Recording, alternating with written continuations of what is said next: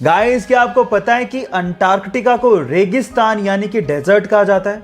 अब आप लोग सोच रहे होंगे अंटार्कटिका को रेगिस्तान क्यों कहते हैं, वहां पर तो चारों तरफ बर्फ ही बर्फ है, वहां पर कौन सी पानी की कमी हो गई। तो थांबा, मैं आपको आपकी जानकारी के लिए बता दूं कि हम मानते हैं कि भैया स्नो बर्फ होती है, लेकिन स्नो की कंजप्शन आपको हाइड्रेट करने की बजाय डिहाइड्रेट कर देती है। जी हाँ गाइस, आप ठीक सुन रहे हैं। जब आप स्नो की कंजप्शन करते हैं तो आपके शरीर को उसे पानी में बदलने में ज्यादा एनर्जी लगती है, जो स्नो के हाइड्रेटिंग इफेक्ट को नलीफाई कर देती है ना। ये इंटरेस्टिंग फैक्ट। ये फैक्ट जान के आपको कैसा लगा, चैट सेक्शन में लिखना मत भूलिएगा। किसी चीज को लेके नेगेटिव थिंकिंग और किसी चीज को लेके पॉजिटिव थिंकिंग, ये कंप्लीटली हमारा चॉइस है। मेरा ऐसा 100% बिलीव है that we are the curator of our thought process guys. इसको लेके मुझे एक मोंग की बात याद आती है।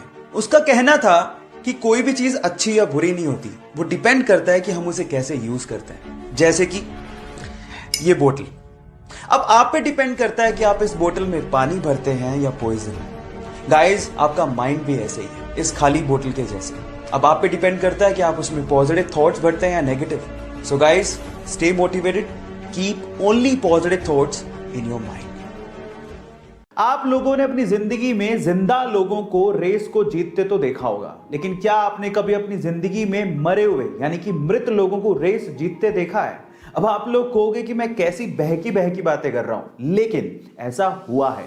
1923 की बात है, घोड़ों की दौड़ चल रही थी। उसमें से अचानक से एक घुड़सवार को हार्ट अटैक आ जाता है और वो वहीं घोड़े पे बैठा बैठा मर जाता है।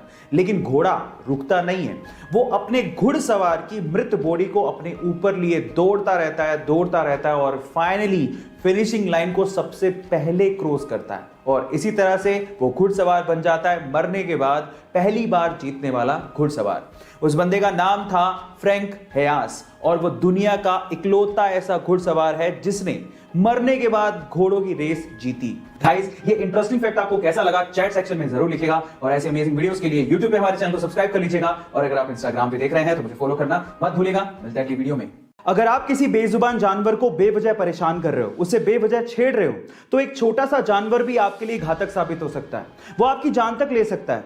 लेकिन अगर आप इन्हें कुछ ना कहें और अपने काम से काम रखें, तो एक खतरनाक जानवर भी आपको कुछ नहीं कहेगा। और इसी चीज को प्रूव करने के लिए इंडिया में एक बंदे ने अपने आप को 72 घंटों तक 72 खतरनाक सांपों के साथ बंद रखा। और आप बिलीव करेंगे कि 72 घंटे बाद वो वहां से जिंदा वापस आया और एक वर्ल्ड रिकॉर्ड बनाया। वो सिर्फ ये प्रूव करना चाहता था कि अगर आप सांपों को कुछ ना कहें, ना ही उन्हें छेड़ें, तो वो आपको बेवजह काटते नहीं हैं।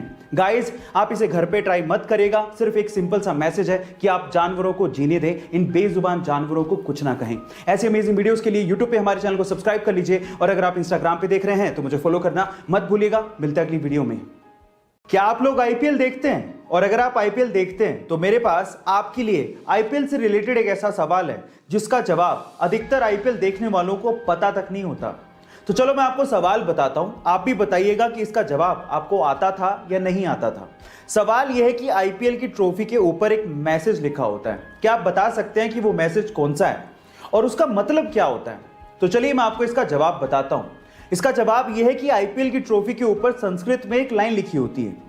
वो लाइन है यत्र प्रतिभा अवसरा प्राप्नोति ही, और उसका मतलब होता है यहां प्रतिभा अवसर प्राप्त करती है। क्या इसके पहले तक ये फैक्ट आपको पता था? और अगर नहीं पता था तो चैट सेक्शन में जरूर लिखिएगा। और ऐसे अमेजिंग वीडियोस के लिए यूट्यूब पे हमारे चैनल को सब्सक्राइब कर लीजिएगा। और अगर आप इंस्टाग्राम पे देख रहे हैं तो मुझे फॉलो करना मत भूलिएगा। मिलते हैं अगली वीडियो में।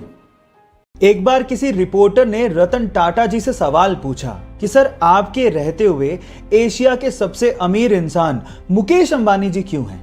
तो उन्होंने बड़ा ही सुलझा हुआ और दिल छू लेने वाला जवाब दिया। उन्होंने कहा कि हम इंडस्ट्रियलिस्ट हैं और मुकेश अंबानी जी बिजनेसमैन हैं।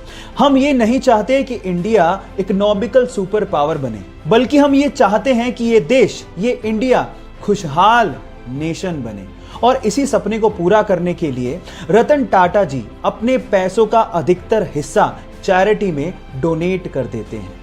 आपको रतन टाटा जी का यह ख्याल सुन के कैसा लगा, चैट सेक्शन में लिखना मत भूलिएगा। ग्वालियर के एक सैलून मालिक के घर पे जब एक बेटी पैदा हुई तो इस खुशी में उसने अपनी तीनों दुकानों पर फ्री में बाल काटने का ऐलान कर दिया। जी हां गाइस, एक बेटी के पैदा होने पर वो इतना खुश थे कि उनकी दुकान पर जो भी आया उसके बाल काटने के लिए उन्होंने एक भी पैसा उससे चार्ज नहीं किया। ऐसा करके वो ये संदेश देना चाहते थे कि समाज में अगर किसी के घर में बेटी पैदा होती है तो वो खुशियां लेके आती हैं, वो खुशियों के दिन होते हैं। इसमें उदास होने वाली क्या बात है, उत्सव मनाया जाना चाहिए।